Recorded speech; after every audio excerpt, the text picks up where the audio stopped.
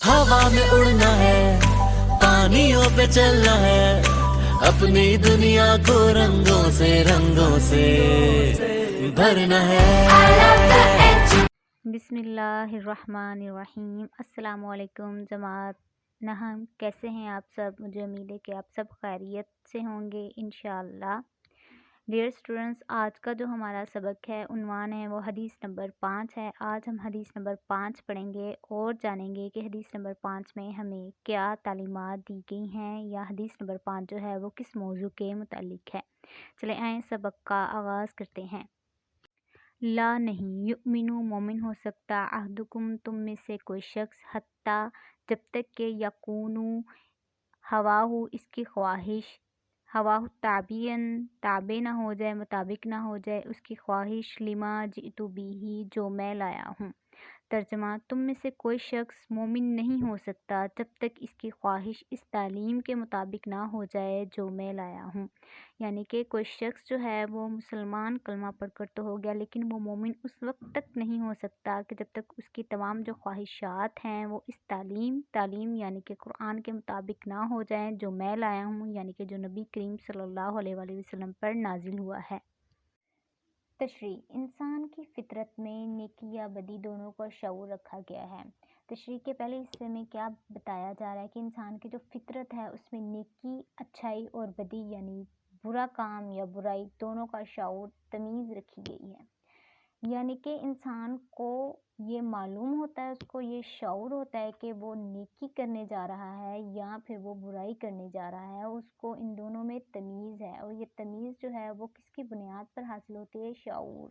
और शऊर जो है वो किस चीज़ से आता है? इल्म से।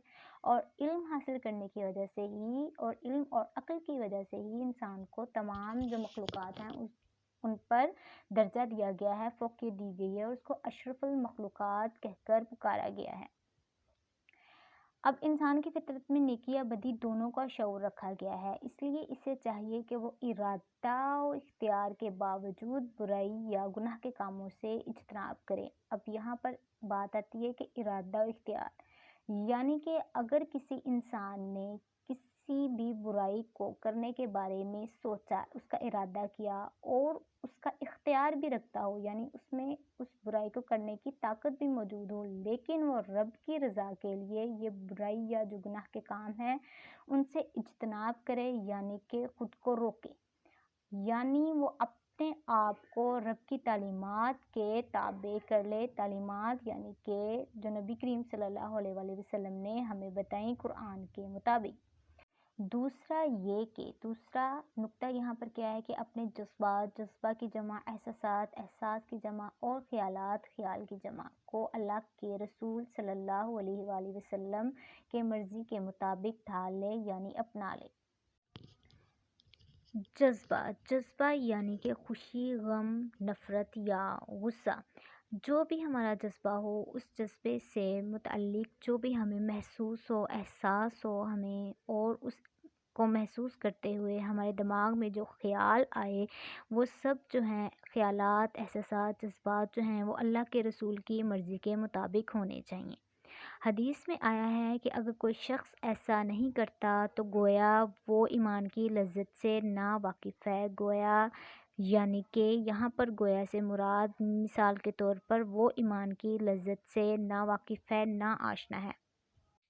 अगर कोई शख्स चाहता है कि वो ईमान के उस दर्जे पर पहुंच जाए जहां पर वो ईमान की लज्जत से वाकिफ़ हो जाए, आशना हो जाए, तो उसे चाहिए कि वो कोई भी ऐसा काम ना करे जिससे हमारे नबी ने मना फरमाया हो, और वो ख़ुद को अच्छाइयों में इस्लामी तालीमात के मुताबिक ढाल ले। दूसरे लफ्ज़ों में इस हदीस मुबारका में अतायत रसूलुल्लाह सल्लल्लाहु अलैहि वसल्लम का पैगाम है, यानी कि इस हदीस मुबारक का जो मतलब है, मायनी है, दूसरे लफ्ज़ों में वो नबी करीम सल्लल्लाहु अलैहि वसल्लम की पैरवी है। अब यहाँ पर ये बात भी आती है कि अल्लाह ताला से मोहब्बत का दावा तो किया जा सकता है, मगर इसका सबूत कैसे दिया जाए? और ये सवाल हर इंसान के जहन में पैदा होगा। अल्लाह ताला का करम है कि इसने खुद ही इसका रास्ता बता दिया है और सूरतुल अल इमरान में इसके बारे में बयान किया है।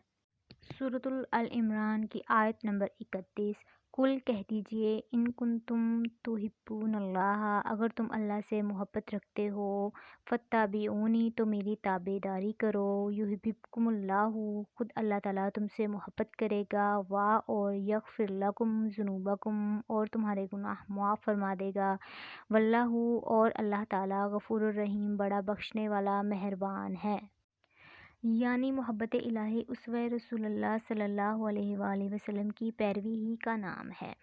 اللہ تعالیٰ نے یہ بھی فرمایا ہے قرآن پاک میں ایک اور جگہ پر ارشاد فرمایا ہے کہ جس نے میرے نبی صلی اللہ علیہ وآلہ وسلم کی اطاعت کی، پیروی کی، اس نے گویا میری اطاعت کی۔ اب یہاں پر گویا سے مراد بولنے والا ہے، اور بولنے والے سے مراد اللہ تعالیٰ کی ذات ہے۔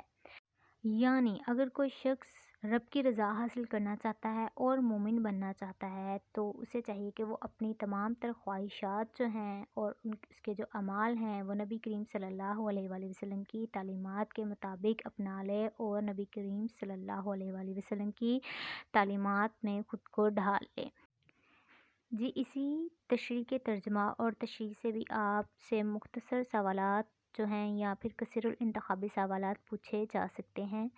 میں نے تمام تر نکات کو مکمل طور پر واضح کر دیا ہے۔ مثال کے طور پر سوال آپ سے یہ پوچھا جا سکتا ہے کہ حدیث کے مطابق تم میں سے کوئی شخص کب تک مومن نہیں ہو سکتا؟ یہ بھی پوچھا جا سکتا ہے کہ انسان کو اپنی مرضی جو ہے وہ کس کے مطابق ڈھال لینی چاہیے۔ یہ سوال بھی پوچھا جا سکتا ہے کہ کون شخص جو ہے وہ ایمان کی لذت سے نا واقف ہے۔ حدیث کے مطابق ہی کوئی شخص کب تک مومن نہیں ہو سکتا۔ جی ڈیئر اسٹوڈنٹس، مجھے امید ہے کہ آپ کو حدیث نمبر 5 کی مکمل طور پر سمجھ آ چکی ہوگی۔ آپ اس کی تشریح اور ترجمہ اچھی طرح سے یاد کریں گے۔ اوکے اسٹوڈنٹس، اللہ حافظ۔